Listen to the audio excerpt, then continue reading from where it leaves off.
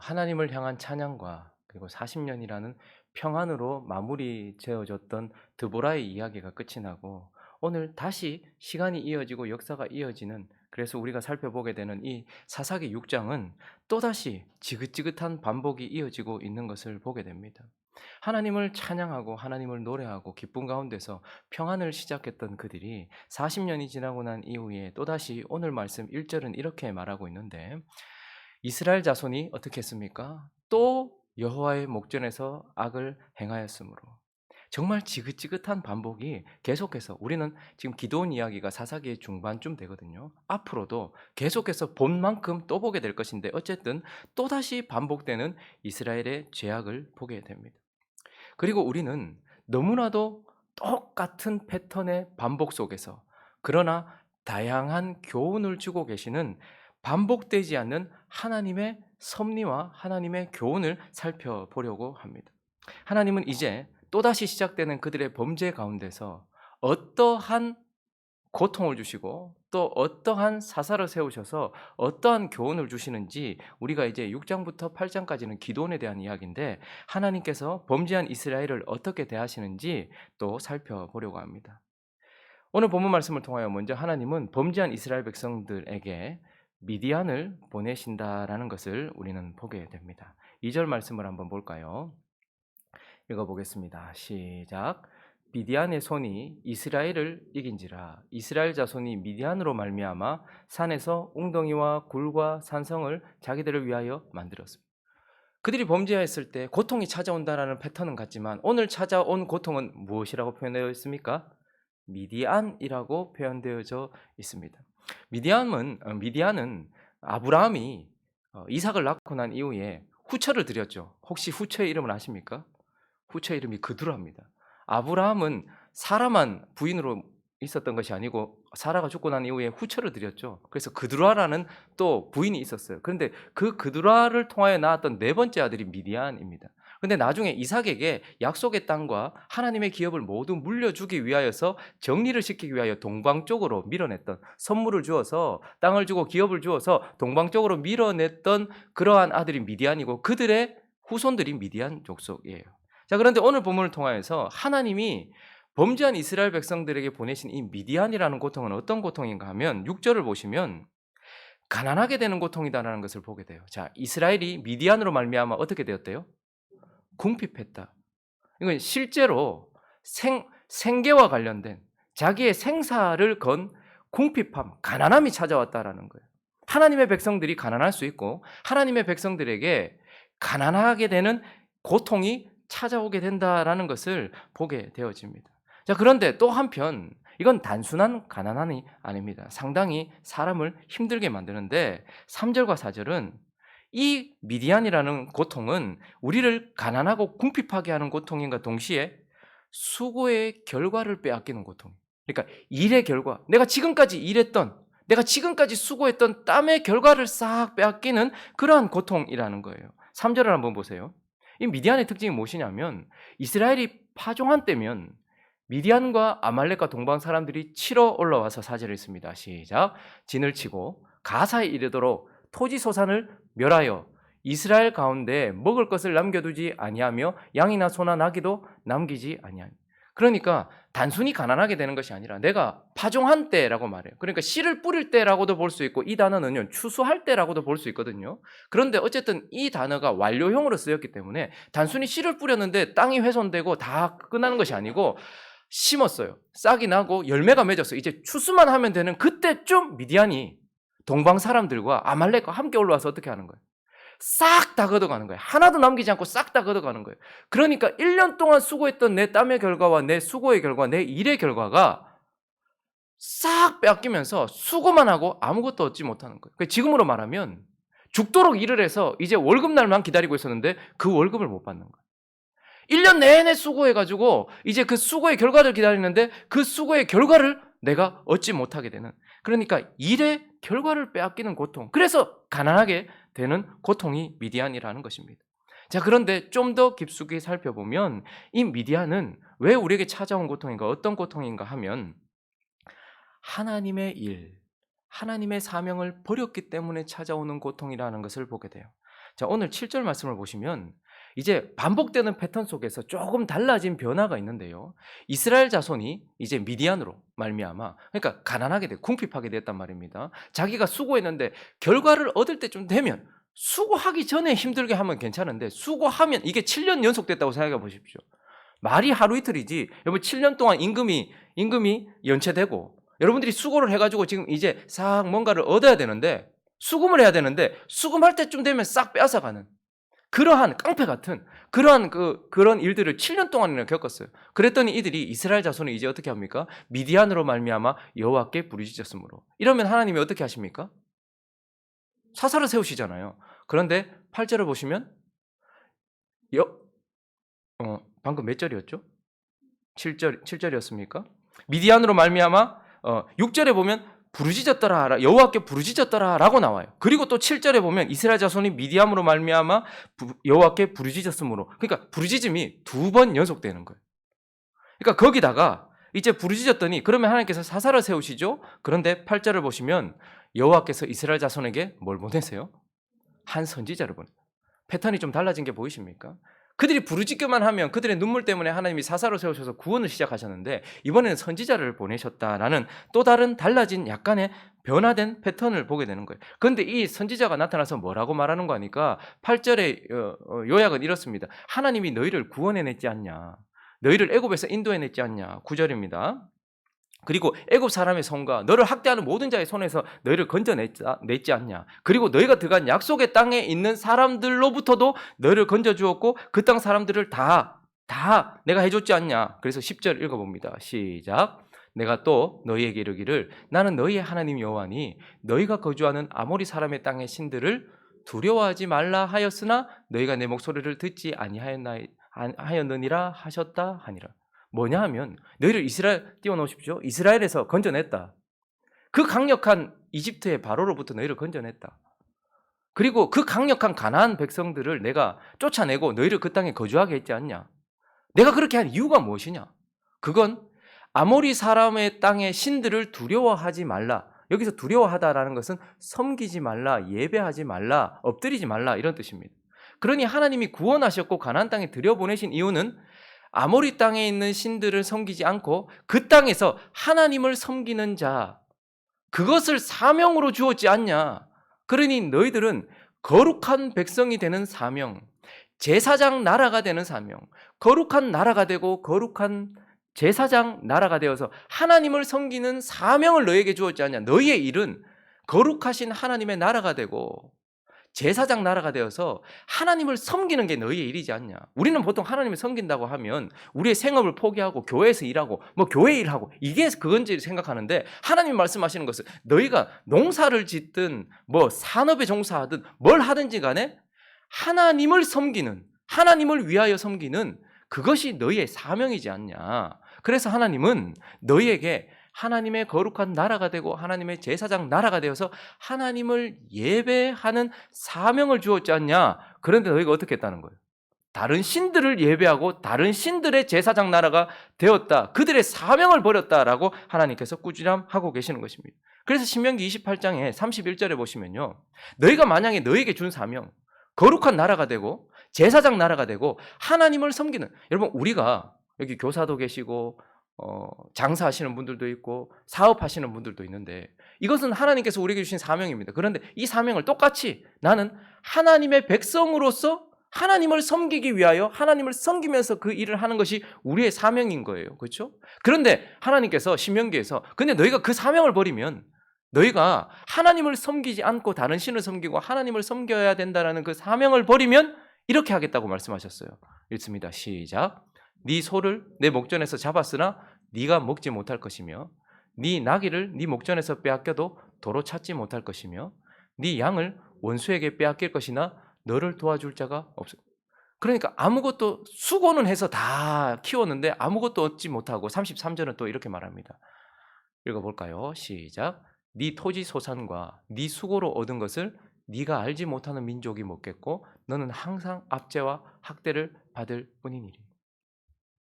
하나님의 말씀은 축복으로 우리에게 이루어질 때에도 확인되지만 역시 하나님의 말씀은 틀림이 없으셔. 라는 것이 확인되지만 우리가 불순종했을 때에도 이루어지는 하나님의 말씀을 통해서 하나님의 말씀은 참 정말 틀림이 없으셔라는 것을 보게 돼요.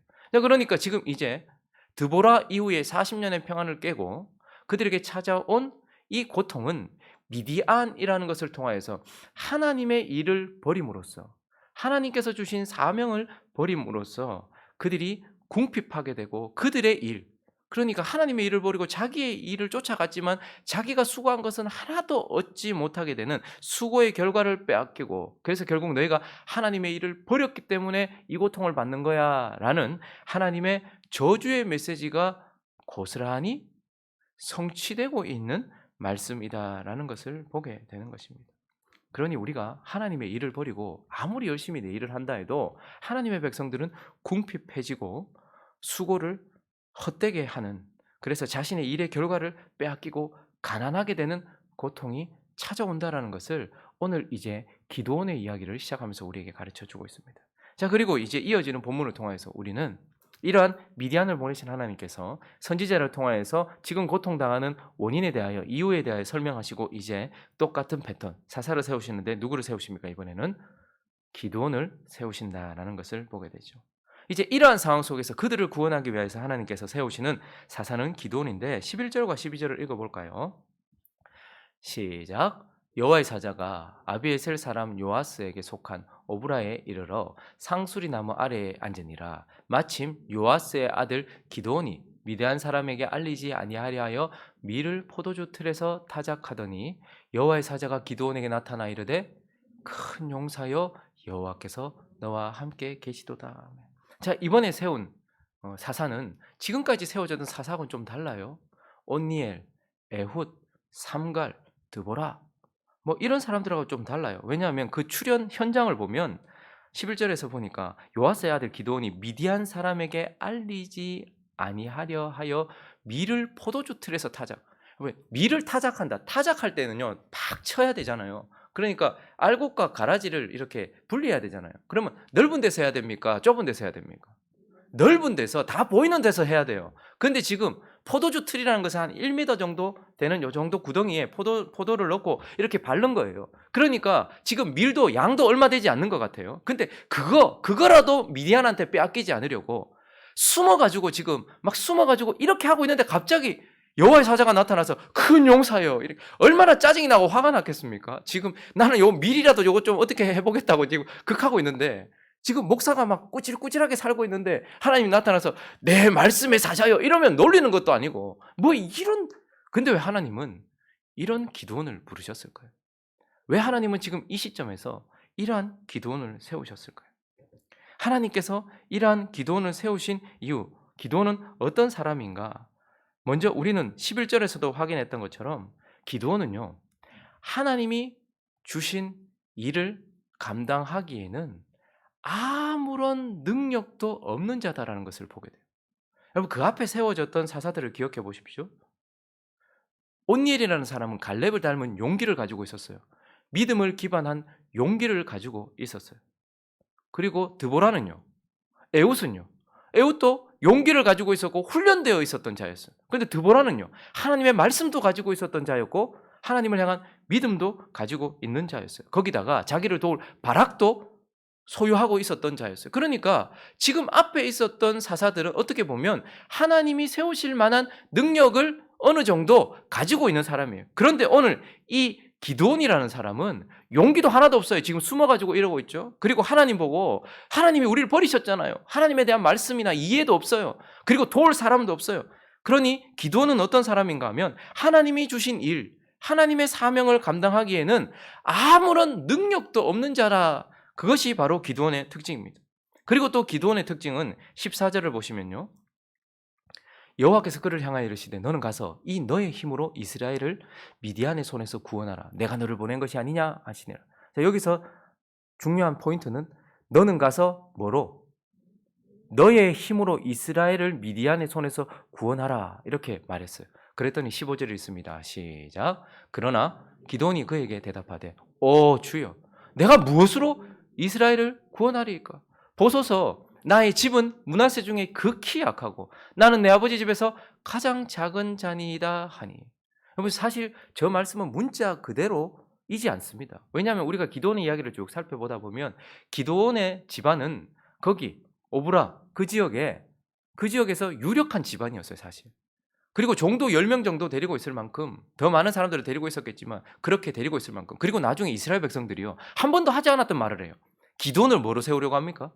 나중에 왕으로 세우려고요. 그러니까 기드온은 집안도 조금 빵빵한 유력한 그 지역에서 유력한 집안이었고 그 가운데서 기드온이라는 사람도 어느 정도 리더십을 가지고 있는 그러한 사람이에요. 그러나 그가 뭐라고 고백하느냐 하면 하나님이 이 너의 힘으로 이스라엘을 구원하라고 하시는 하나님이 주시는 사명을 감당하기에는 나는 내가 가진 어떤 것으로도 이걸 감당할 수 없는 자라는 것을 그가 알고 있는 거예요. 그러니 그는 하나님이 자신은 하나님의 일을 감당하기에는 아무것도 가진 것이 없는 자, 부족한 자다라는 것을 아는 존재란 말입니다. 실제로 부족하지만 내가 부족하다라는 것을 아는 존재라는 거예요. 여러분 실제로 부족하지만 자기가 부족한지 모르는 사람들이 교회에 얼마나 많은지 몰라요. 정말 가진 것 없어요. 그런데 가진 거 있다 해도 그것 가지고 하나님이 내게 주신 사명을 감당하기에는 아무런 능력도 없는데도 그렇지 못한 게 그런 경우가 많단 말이죠. 그런데 기드온은 정말 하나님의 일을 감당하기에 아무것도 없었지만 내가 아무것도 없는 자다라는 것을 알아요. 그렇지만 기드온은 또 어떤 자인가 하면 12절을 다시 보시면 여호와의 사자가 기드온에게 나타나 이르되 여러분 하나님은 기드온을 놀리는 것이 아닙니다. 뭐라고 말합니까? 큰 용사여 여호와께서 너와 함께 하나님은 하나님의 일을 감당하기에는 아무것도 가진 것도 없고 그 스스로가 나는 내게는 하나님의 일을 감당하기에 능력도 없습니다라는 것을 알지만 그러나 기드온을 부르신 이유는 뭐냐면 기드온이 큰 용사이기 때문에 그런 거예요. 왜 큰 용사입니까? 큰 용사 대신 하나님이 함께 계셔 주시는 사람이기 때문에 큰 용사인 거예요. 세상은 내가 큰 능력과 큰 은사를 가지고 큰 재능을 가지고 있을 때 크다라고 표현을 해요. 그러나 하나님은 내게 아무것도 없어도 큰 능력이신 하나님을 소유한 사람을 크다라고 표현을 하고 기드온은 크신 용사이신 하나님이 함께 해주시는 사람이기 때문에 그렇게 그 사람을 불렀다라는 것입니다. 그리고 16절을 또 다시 보시면요. 여호와께서 그에게 이르시되 내가 반드시 너와 함께 하리니.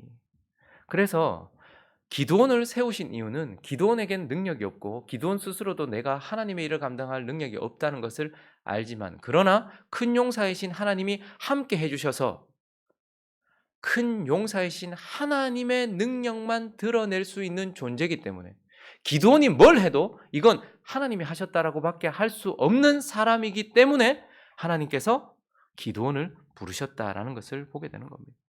그래서 고린도전서 1장 26절부터 보시면요. 하나님이 부르시는 일꾼들을 한번 보십시오. 형제들아 너희를 부르심을 보라. 육체를 따라 지혜로운 자가 많지 아니하며 능한 자가 많지 아니하며 문벌 좋은 자가 많지 아니하도다. 그러나 하나님께서 세상에 미련한 것들을 택하사 지혜 있는 자들을 부끄럽게 하려 하시고 세상에 약한 것들을 택하사 강한 것들을 부끄럽게 하려 하시며 하나님께서 세상에 천한 것들과 멸시받는 것들과 없는 것들을 택하사 있는 것들을 패하려 하시나니 이는 아무 육체도 하나님 앞에서 자랑하지 못하게 하려 하심이라. 너희는 하나님으로부터 나서 그리스도 예수 안에 있고 예수는 하나님으로부터 나와서 우리에게 지혜와 의로움과 거룩함과 구원함이 되셨으니 같이 읽습니다. 시작. 기록된 바 자랑하는 자는 주 안에서 자랑하라 함과 같게 하려 함이니라. 어떤 사람이 앞에서 하나님의 말씀을 전하는 목사가 되고 어떤 사람이 하나님께서 세우신 장로가 되고 권사가 되고 안수 집사가 되고 하나님의 일을 감당하고 세상에서 요긴하게 쓰여지는 사람으로 세워질 때 하나님이 기드온을 세우신 이유는 기드온이 은사나 능력을 가지고 있기 때문이 아니라 아무것도 없기 때문. 그러나 그가 한 가지 딱 가지고 있는 것은 하나님의 일을 감당하기에 나는 아무런 능력이 없습니다 라는 것을 알기 때문에 그래서 그 기드온을 세우셨고 그 기드온을 통해서 하나님의 능력만 드러내기 위하여 기드온이 뭘 이룬다 할지라도 와 이건 하나님이 하셨다라고 큰 용사이신 하나님만 드러내기 위해서 하나님이 기드온을 세우셨다라는 것을 보게 되고 이제 하나님은 8장까지 이제 9장은 그의 아들 아비멜렉에 대해서 얘기하겠지만 8장까지 이 기드온의 이야기로 이어가십니다. 말씀을 정리하겠습니다. 여러분 세상에서는 일로 부를 때에 스펙을 쌓았을 때 그 일을 감당할 만한 최고치의 능력을 갖추었을 때 세상은 일로 부릅니다. 그리고요. 그 사람이 스펙을 갖추고 내가 할 수 있습니다. 내가 해보겠습니다라고 자원할 때에 그 세상은 일로 부릅니다. 그러나 하나님은 어떻습니까? 나는 하나님의 일을 감당하기에는 아무 능력이 없습니다라는 것을 깨달았을 때에야 비로소 하나님이 부르십니다. 하나님이 일로 부르실 때에는 나는 못합니다. 내가 무엇으로 이스라엘을 구원한단 말입니까? 내가 무엇으로 목회를 한단 말입니까? 내가 무엇으로 성도를 다스리고 교회를 다스린단 말입니까? 내가 무엇으로 교회 행정을 담당한단 말입니까? 내가 무엇으로 교회를 위하여 기도하고 성도들을 돌아보는 권세가 된단 말입니까? 라는 것을 진심으로 깨달았을 때야 하나님 비로소 우리를 부르시고, 그래서 스스로는 아무것도 할 수 없습니다. 그러나 하나님이 옆에 계셔 주시는 순간 내가 너와 반드시 함께 하겠다라고 하나님이 옆에 계시는 순간 일로 부르신다라는 것을 보게 됩니다. 그러므로 우리는 이제 이어지는 기드온의 이야기를 통해서 우리가 하나님께서 주신 사명, 하나님의 제사장 나라, 하나님을 섬기는 사람으로서의 일을 버려버리면 우리가 우리의 일을 아무리 열심히 한다 해도 모든 일의 수고의 결과를 빼앗기는 궁핍한 가운데 고통을 받는다라는 것을 우리에게 가르쳐 주시면서 이제 하나님의 일은 누가 감당하는가, 하나님의 일은 어떻게 되어지는가를 우리에게 가르쳐 주게 됩니다. 이제 우리는 이 이야기를 통해서 하나님께서 기드온을 부르신 것처럼 나를 부르셨다라는 것을 기억하면서 하나님께 감사하고, 대신에 나는 내게 능력 주시는 자 안에서 내가 모든 것을 할 수 있습니다라고 고백하는 큰 용사가 되게 하옵소서라고 기도하는 저와 여러분 되시기를 예수 그리스도의 이름으로 축원합니다.